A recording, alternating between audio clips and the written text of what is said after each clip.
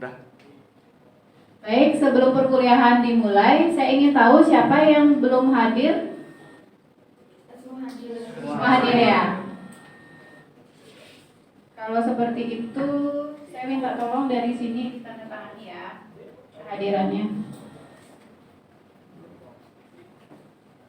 Mana mahasiswa, apakah sudah siap mengikuti perkuliahan hari ini? Siap. Baik. Pada asan. Aturan panganjali. Om Swastiastu. Terima kasih. Sebelumnya saya ingin mengucapkan terima kasih kembali karena sudah hadir dalam perkuliahan Sintaksis Bahasa Bali hari ini bersama saya. Untuk topik perkuliahan hari ini itu adalah frase bahasa Bali. Baik.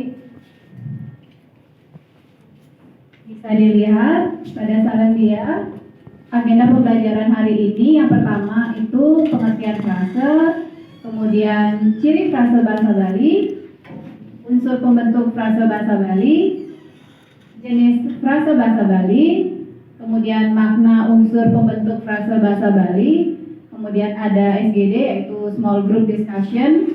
Jadi kalian nanti bersama kelompok kecil ya, mungkin terdiri dari 4 sampai 5 orang, itu menentukan jenis frase bahasa Bali. Kemudian ada kuisnya itu dapat dikerjakan di Google Classroom. Yang terakhir ada tugas yang bisa dikerjakan di rumah berupa lembar kerja. Nanti bisa diakses di Google Classroom masing-masing. Itu ya agenda hari ini. Setelah perkuliahan sintaksis hari ini tentang frase bahasa Bali, kalian diharapkan mampu menjabarkan pengertian frase secara umum. Kemudian mampu menemukan unsur pembentuk frase, terutama untuk yang frase bahasa Bali. Kemudian mampu menemukan jenis-jenis frase bahasa Bali. Yang terakhir, mampu menganalisis makna unsur pembentuk frase bahasa Bali. Baik, kita mulai dulu dari pengertian frase. Ya, di sini ada 3 ya pengertian frase yang saya kutip dari ahli. Yang pertama itu dari Bloomfield, a free form which consists of entirely 2 or more lesser free forms. Itu jadi frase itu merupakan bentuk bebas yang terdiri dari 2 atau lebih bentuk bebas. Selanjutnya itu dari Bloch dan Traeger. Frase adalah any syntactic construction of 2 or more words. Maksudnya di sini lebih ditekankan pada konstruksi sintaktis itu sendiri.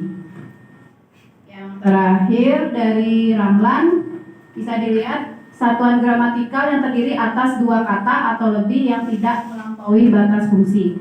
Jadi menurut Ramlan ini, sebuah frase itu dalam sebuah kalimat ada fungsi-fungsi tertentu. Fungsi di sini maksudnya fungsi sintaksis ya. Kalian kan sudah belajar atau mungkin sudah mendapatkan informasi kalau fungsi sintaksis itu bisa subjek, predikat, objek, bisa juga keterangan. Nah, itu dia. Oke, sekarang kita lanjut dulu ke contoh. Nah, bisa dilihat ya di depan. Diperhatikan itu satu contoh kalimat, pekak tiang lakar luas keabian. Nah, sekarang kita tentukan dulu yang mana nih kira-kira frasenya ya. Yang pertama, pekak tiang. Nah, itu dia.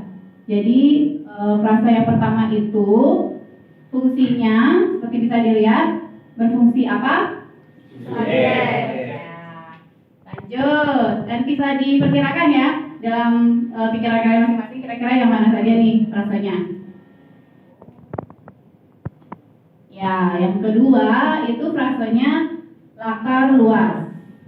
Nah, jadi fungsinya apa? Predikat. Oke. Keabian. Oke. Nah, jadi ini dia. Di setiap kalimat dalam bahasa Bali itu memang dia tidak selalu ada frase. Ya, di sini kebetulan memang saya buat ada 3 frase. Yang pertama itu frase yang menempati fungsi subjek, yaitu pekak tiang. Kemudian frase laka luas itu menempati fungsi predikat, yang terakhir itu yang menempati fungsi keterangan itu keabian. Oke. Nah, ini sekarang kita sudah masuk di sesi small group discussion. Jadi bisa kelompok kecilnya itu diskusi terdiri dari 4 sampai 5 orang. Soalnya kalau saya tentukan nanti 4 orang, ada yang takutnya sendiri. Silakan ya, diskusi dulu. Seperti dilihat instruksinya, latihan menentukan frase dan fungsinya. Jadi ada 3 kalimat di sini. 3 kalimatnya ini silakan ditentukan masing-masing kalimat itu ada atau tidak frasenya. Kalau ada, silakan didiskusikan bersama temannya yang mana. Kemudian setelah sudah ditentukan yang mana frasenya, silakan tentukan apa dan maksudnya itu fungsi dari frase yang sudah ditentukan itu fungsinya menduduki apa? Apakah subjek, predikat, objek atau keterangan, gitu ya. Ini saya kasih waktu 2 menit, cukup nggak? Cukup. Ya. Baik, bagaimana? Apakah setiap kelompok sudah siap? Siap. Baik, untuk kalimat yang pertama, kira-kira dari kelompok mana yang mau mewakili? Ya, silakan Sugiarto. Baik, terima kasih. Silakan Sugiarto untuk melingkari frasenya terlebih dahulu, kemudian tentukan fungsi dari frase tersebut.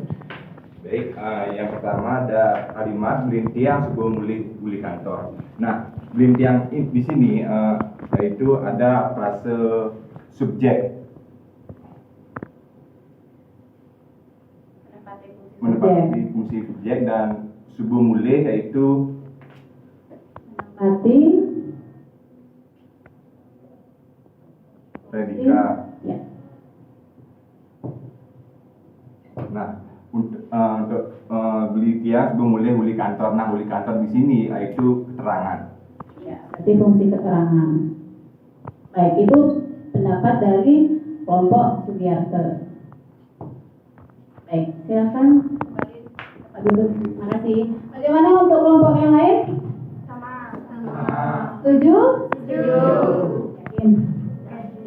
Ya. Baik, lanjut. Siapa? Ya. Yanti, silakan.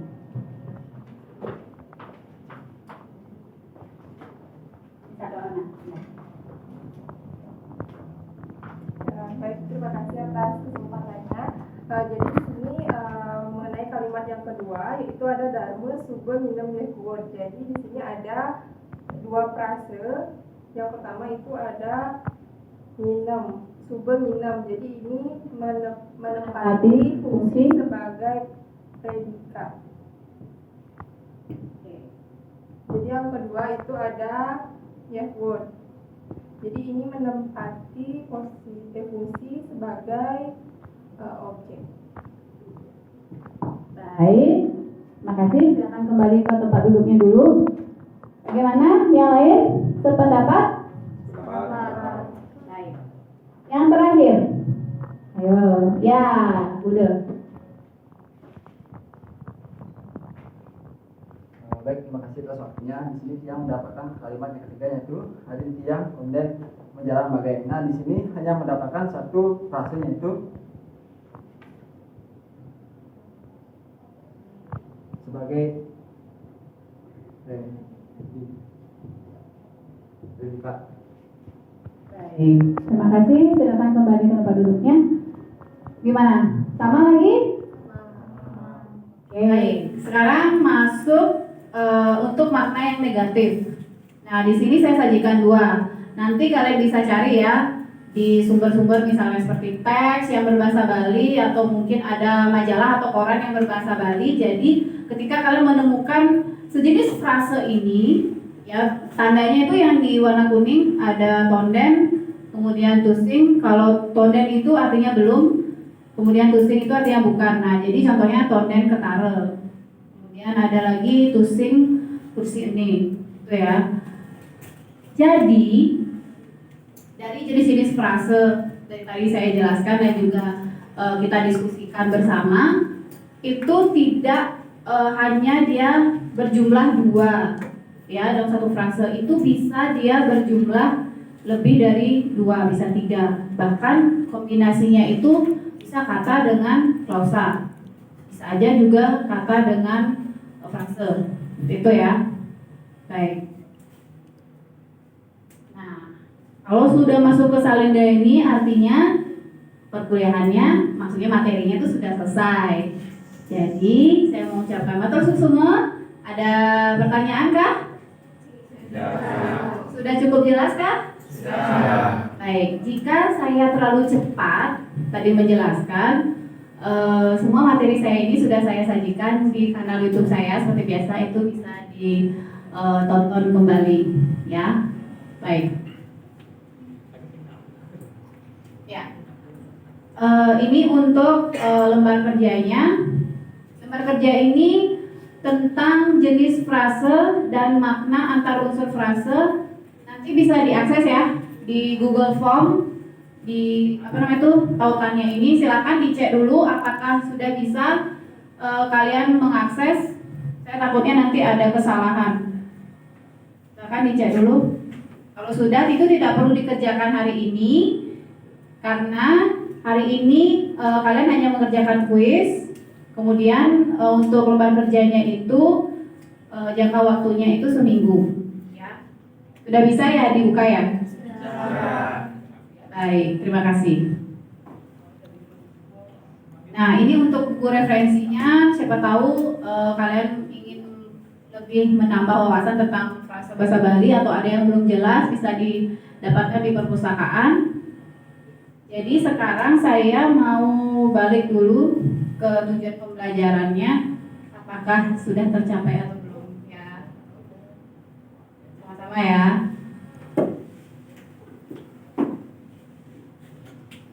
Yang pertama, mampu menjabarkan pengertian frase. Sebenarnya pemahaman kalian frase yang kalian pahami itu seperti apa?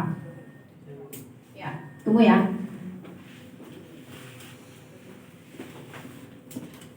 Lalu silakan. Baik, terima kasih atas waktunya. Menurut saya pengertian frase itu merupakan konstruksi sintaksis. Baik. Terima kasih. Baik, seperti yang disampaikan Pandu, frase itu harus berupa konstruksi sintaksis. Selanjutnya, unsur pembentuk frase itu apa aja? Ya, Pandi. Baik, terima kasih atas waktunya.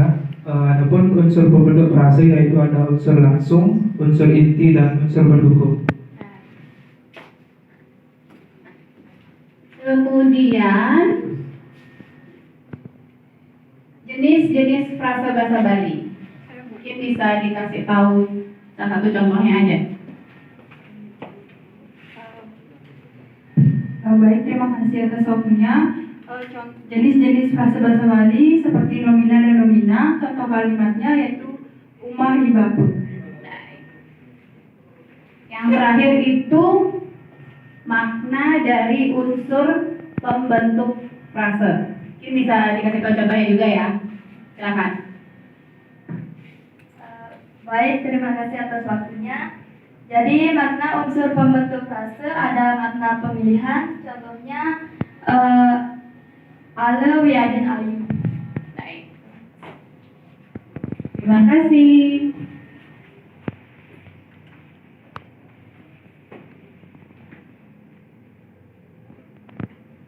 Baik, jadi itu perkuliahan untuk hari ini tentang topik frasa bahasa Bali. Sampai jumpa di pertemuan selanjutnya dengan topik klausa bahasa Bali. Baik, bisa ditutup dengan mengaturkan para masangti. Pada asan. Aturang para mesanti. Santi, santi, santi. Terima kasih sudah hadir dalam perkuliahan saya hari ini.